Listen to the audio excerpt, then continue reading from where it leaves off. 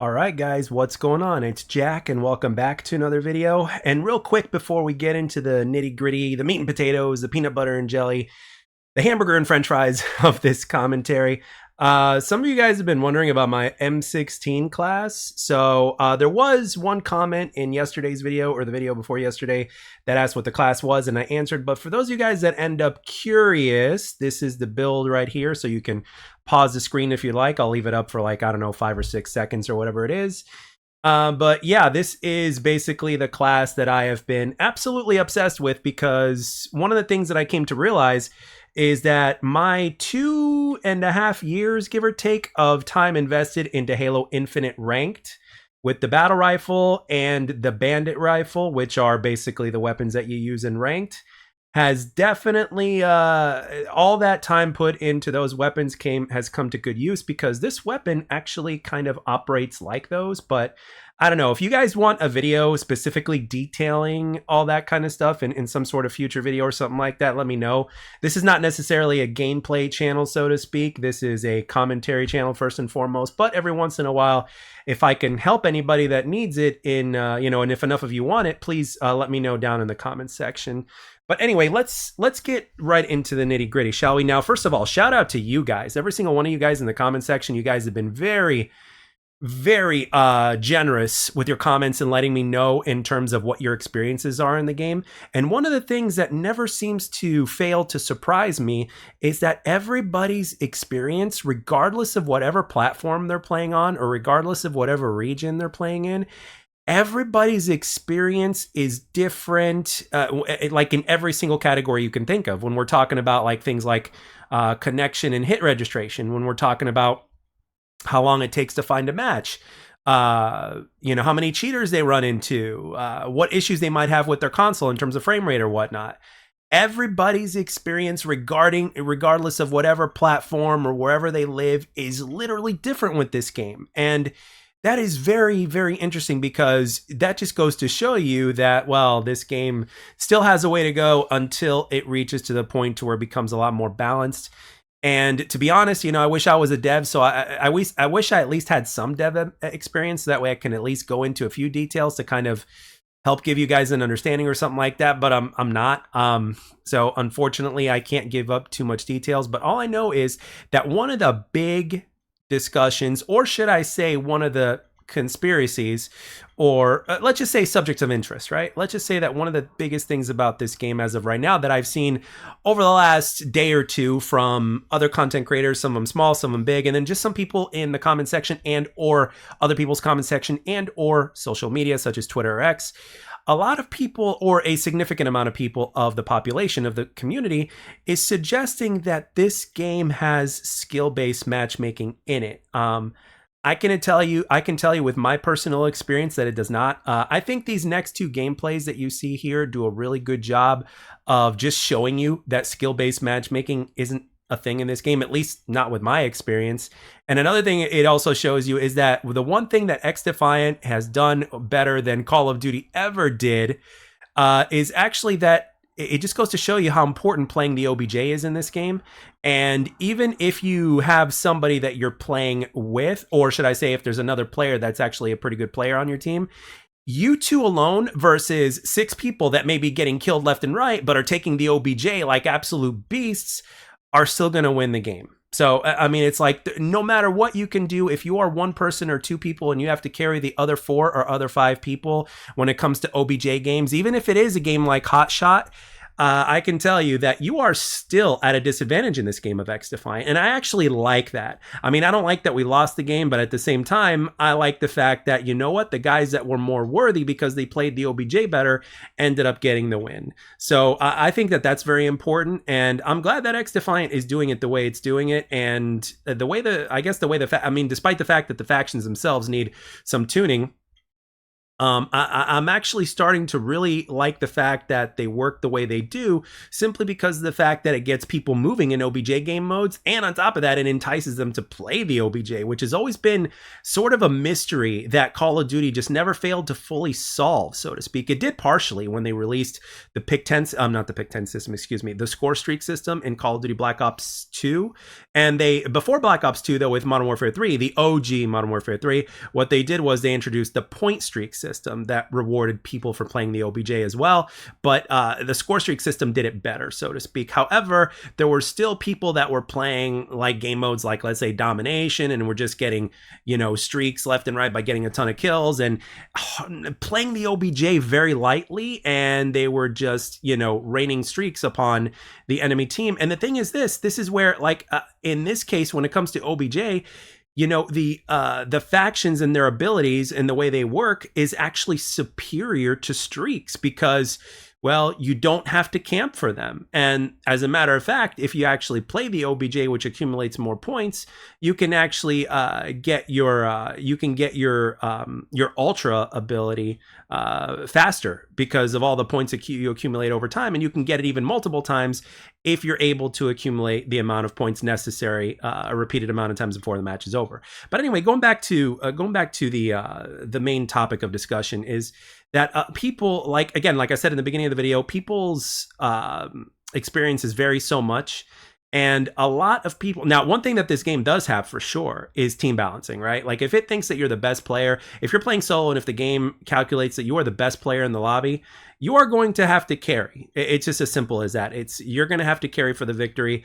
But other than that, I have to say that in my opinion, from my experience, and I've gone through my fair share of struggles with this game, and I'm currently a level 154 as I'm doing this commentary, so I've played the game a good amount.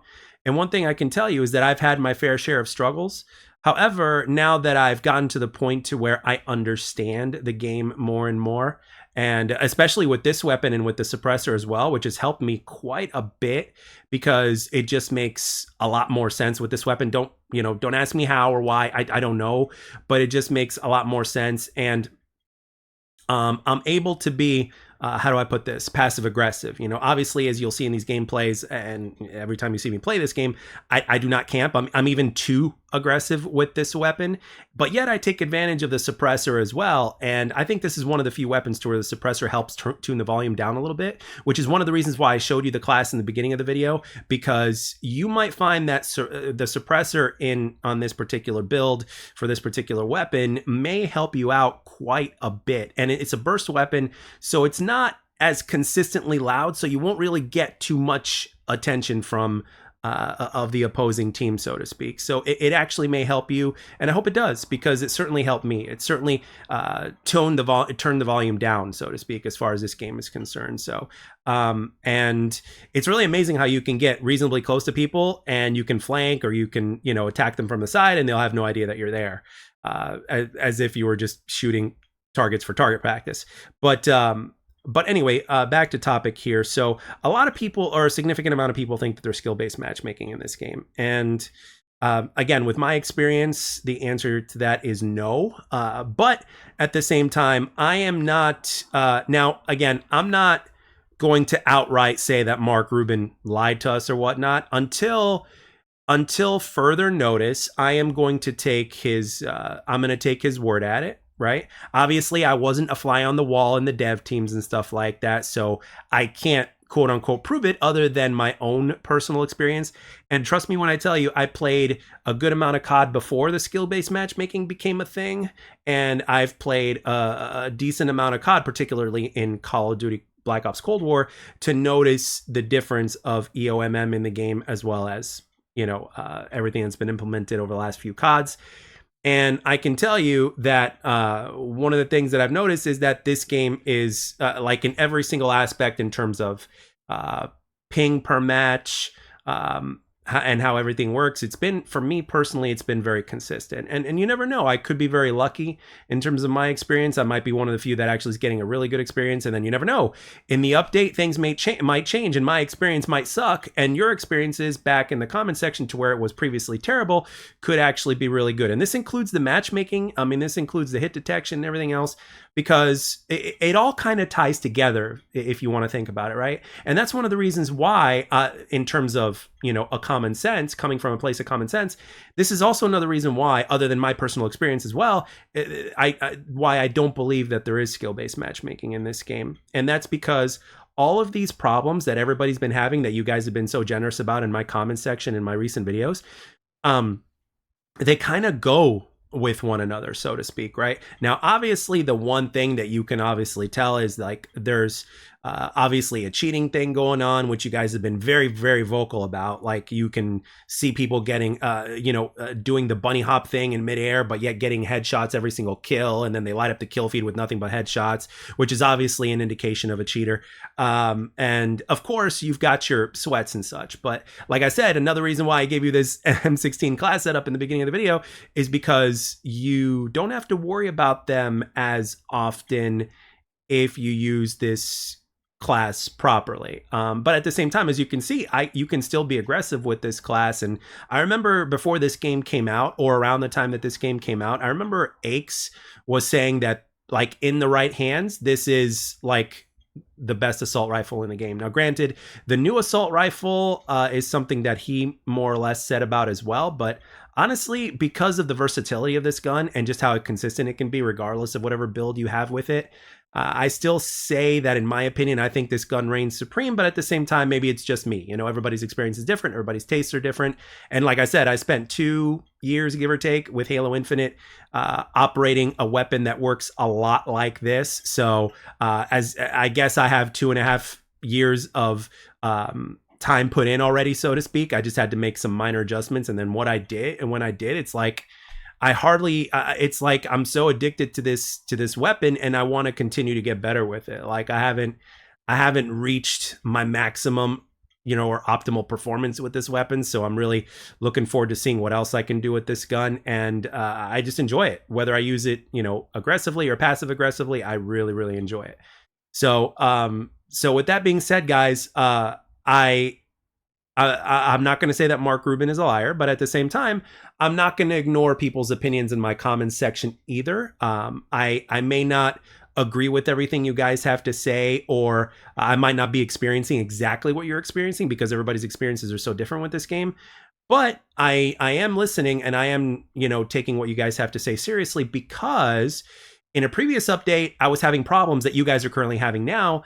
And now with this current update, ever since, you know, the season 1 or the more recent update that they did, things kind of feel different, you know, and with every single update, the game just seems to feel different. And it's something that we're always going to have to, I guess, adjust to until things kind of go down, so to speak. Because right now it's kind of like an ocean with a bunch of waves that come and go, so to speak. These are not calm waters, and we're not there yet. And it's going to take a little bit of time until we get calm waters, until like everything is even for every player, at least as even as it can possibly be. But that's one thing I've certainly noticed through all the different forms of social media and such, is the fact that everybody's experience varies so very much, which just goes to show you that things need to be ironed out, because there's a lot of wrinkles right now, and some of you are experiencing the wrinkly side of the t-shirt, and other people out there are having a smoother time because of where you lie in this t-shirt, so to speak. And there goes my analogy, and it wasn't a food analogy this time, go figure. So with that being said, I would like to know in the comment section if you guys decide to use this gun, the M16, with this particular build or a similar build to it, with a suppressor or whatnot. Let me know. And by the way, just before we go, some of you guys might be wondering, Jack, why in the hell are you not using an optic with this gun? Well, believe it or not, with this gun, I aim better without an optic. Don't ask me how, don't ask me why, I just do. Whenever I put an optic on, I can still aim pretty well, but I overcompensate. But with the iron sights, I don't. I actually like the iron sights. I'm kind of weird when it comes to iron sights. There's some iron sights that a lot of people think absolutely suck, but I love. Like, for instance, I'll give you a prime example right now. Do you guys remember Black Ops 2's Type 25? I love the iron sights on that gun. And after they buffed it, shortly after the game came out, because that gun was weak sauce, like sometime after they buffed it, it became one of my favorite weapons to use because it was like it was like it could sort of compete against SMGs up close because it had a really fast rate of fire. And I really love those iron sights. And the reload time was pretty quick. So if you used fast mags with it, it was great. So, but yeah, it's kind of like that. I'm one of those people that I'm very particular with my iron sights, you know, and some of them I actually may like in terms of other people that may not like. So it's just, I'm just weird that way. But with this gun, again, it just gives me a lot of vibes of, in terms of how it operates, similar to kind of like Halo Infinite ranked, and in terms of everything else, it reminds me of the Call of Duty Black Ops 1 M16. And I've seen back in the day, I've seen people use it, you know, with a suppressor without sights, and I've seen other people use it with the red dot sight. So I guess I'm just one of those people that prefers it without the red dot. But anyway, I hope the build helped you out, and I hope this commentary kind of eased your worries, so to speak, on whether or not there is or isn't skill-based matchmaking. Now, obviously, you guys are going to stick to your guns when it comes to your opinions on whether or not there is such a thing in the game. But one thing I am willing to say is that the team balancing in this game can be brutal. And, you know, and trust me, as a person who's a level 154 or 156 or whatever, I can tell you that I am still learning things about this game as time goes on. But yeah, I just kind of wanted to make this video and just kind of talk about this subject because it is a big subject within the community. And if I see a subject of concern that is a big enough discussion within the community, I will be making videos and I will be talking about it. So, and one more thing, I apologize again, and I know I said I would go, but just one more thing, and I just thought of, now, whenever XDefiant content gets stale, it's very easy to run out of topics to talk about, especially when there's nothing going on within the community or whatnot. So from you guys, I would like to know what kind of videos and or topics would you like for me to discuss concerning XDefiant or whatnot. And, you know, if you would like to help me out with that in the comments section, I would love to see. And at the same time, if I see something that's coming up repeatedly in the comments section, then, you know, I don't see, as long as it's nothing like crazy dramatic or something like that, because again, this is a space for video games after all, I don't think I'd have a problem talking about it. So let me know, and I guess we can go from there. So with that being said, I'd like to thank everybody for taking the time to watch and or listen, and I hope this class helped you out. And I'll catch you guys on the next one.